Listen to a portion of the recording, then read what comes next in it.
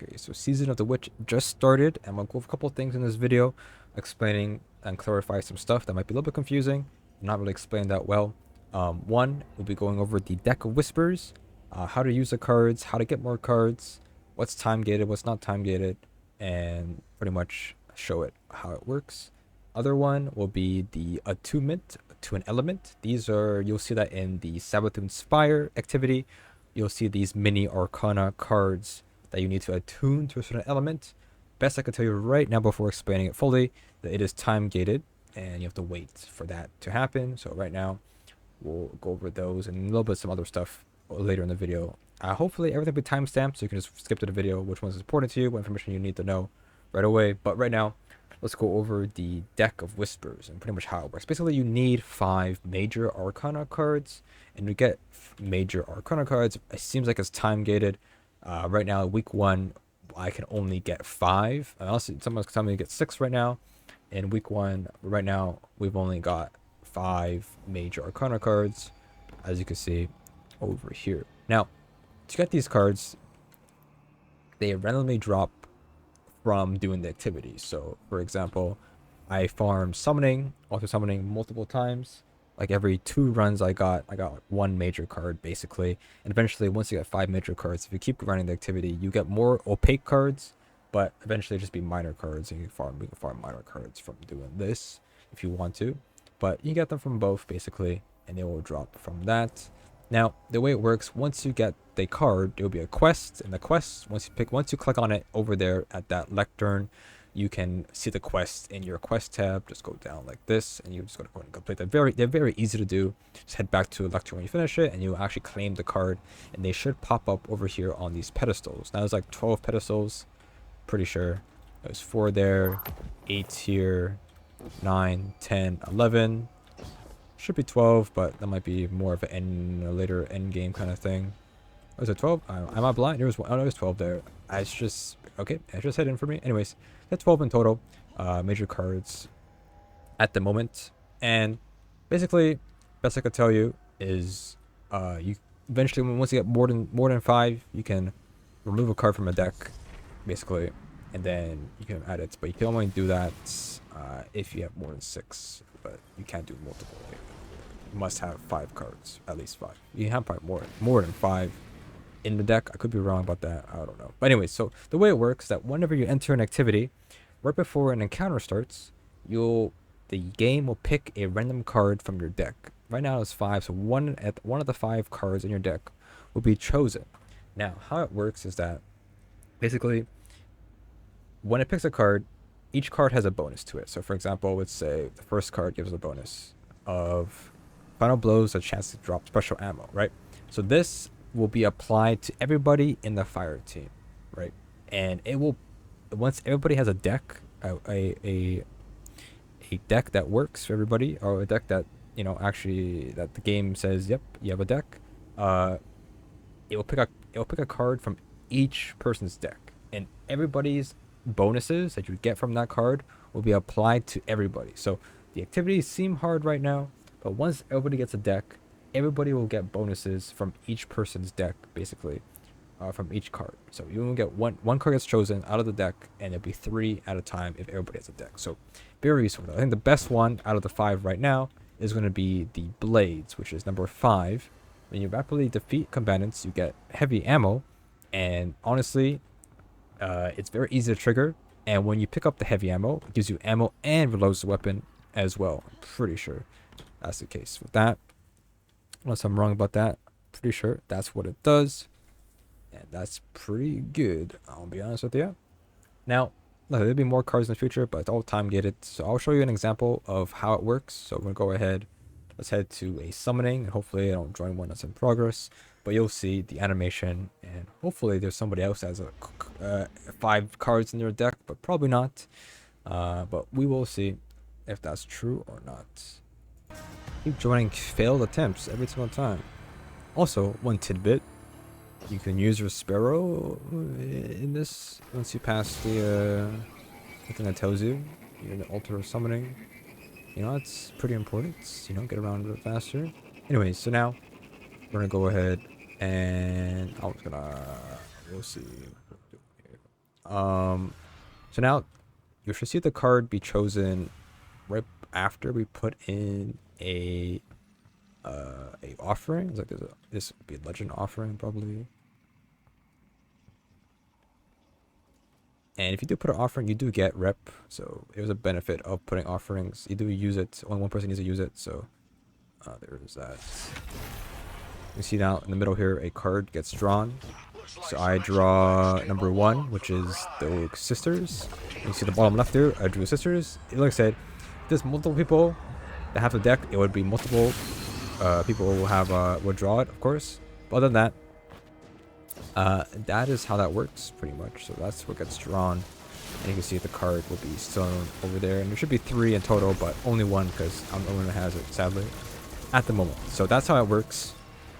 Every encounter, it will draw a card. Even in the other activity, Spire, Savathûn Spire, that will also draw a card for everybody. And everybody gets the benefits for that, pretty much. That's it. Now, let's talk about the other thing, which is Elemental Attunement. Now, this is mainly for getting minor arcana in the other activity, Savathûn's Spire. Now, you'll see them by running around right now in week 1. Can't do anything because it's time gated. And the best way to explain this is that during the seasonal story quest, which is the bladed path, we're now on step number 4. Past step number 5, the next week, week 2, you'll get a quest step. Spoilers ahead. We get a quest step that says you can attune with 1 element. You either choose solar, void, or arc. Now you choose 1 element, and that element will be able to let that attunement will let you go ahead and claim the minor arcana in the Savathûn Spire activity. Now, what that means is that basically, how do I get the other 2 elements? Well, that's also time gated, as always. It's just part of the story, basically. So week 2, you'll get your first attunement. Week 4, get your next one, and in week 6, which will get you your last attunement. Now, I don't know confirmed because I'll find out next week, but possibly, maybe you'll be able to use multiple characters and attune a different element with another character. I don't know, Bungie probably thought about this already, but I'm just like a guest there, and that's pretty much it. So that's how it works, and that attunement stuff will be time gated, and it's on a 2-week time gate. So next week, and then week 4, week 6. That's honestly nothing too complicated. I mean, that's normal time gate. Usually that's for the title stuff. It's the title stuff. And yeah, that's pretty much it for attunement and the deck, pretty much. A couple other things quickly, just to go over some things that I noticed or things that might be important. Well, one, you can get a minor arcana over here if you want to. Up to you. I mean, it's free. It gives you a bonus here. Now, you can farm after you get 5 cards. You can farm Spire, and you can farm Summoning, and you get minor arcana. But the minor arcana down here is just random rewards, like exotic engrams, enhancement cores. It's 20 enhancement cores. Witch key. It could be ascendant shards, ascendant cores, and other stuff. And what is it called? Offerings as well. And then over here, so here will be all your vendor upgrades, basically. And all here is witchcrafting. And what you gotta understand about this, there's no, you know how you can basically focus other, I could be wrong, but from what I've read, you know how you can like focus a engram here, and then you get you'll get this thing, right? You'll get red border, right? From what I remember, I've read there is no weekly thing, right? You can see how it says deep side available 1, because it doesn't happen how deep season of deep it was weekly. You can redeem it weekly. This one does not have, this season does not have that. You can keep getting the minor arcana for witchcrafting, and that's it. That's a recurring thing. You will get 1, 2, 3, like 6 extra more, and that's it. There's no weekly come back next week and redeem it. It's just a set amount you can get per week, and that's it. And look, I got minor arcana here. Pick this up. it's random. It could be anything. I don't know. Let me look what I got. A loot box, basically. A witchcrafting. Look at that. That witchcrafting. Who would have thought? Lucky me, I guess. So now I can do 2 now. I wanted to. As I just explained. Look at that. What are the odds of explaining that? Now it says available 2. I can get 2 of these. That's it. That's how that works. Very cool. I don't know. Maybe not. I don't know. Anyways, other than that, a couple of things. Let's talk about one favorite thing I like about this season will be the exotic mission rotator. This right now, this week's Presage. This is very easy. Very easy to do.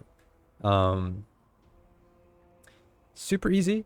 Before you do this, you have to, if you want to craft DMT, Dead Man's Tale, you have to do the normal version first. Don't do legend first. Do normal version first. It gives you the red border. You only need 1 red border for the gun, pretty much, and you'll get it guaranteed once you finish the first run normal version. Then once you do that, you can go ahead and do the legend version, and you'll get the upgrade, intrinsic upgrade for the catalyst, basically. And that's it. You can do it again for the second, for what's it called? I already forgot. Number 4. Anyway, so that's that. And don't be scared. I'll upload a video showing a run I did on my Hunter solo on Legend. Very easy. They made it super easy. You have a lot of time to beat it. It used to be 25 minutes, 30 minutes to beat it, which is a lot of time to beat the boss. And I say this a lot in the video, but one thing to remember is that normal version, the 3 combat rooms, the room after the trash compactor, hangar room, and boss room, in normal version, they're respawn restricted.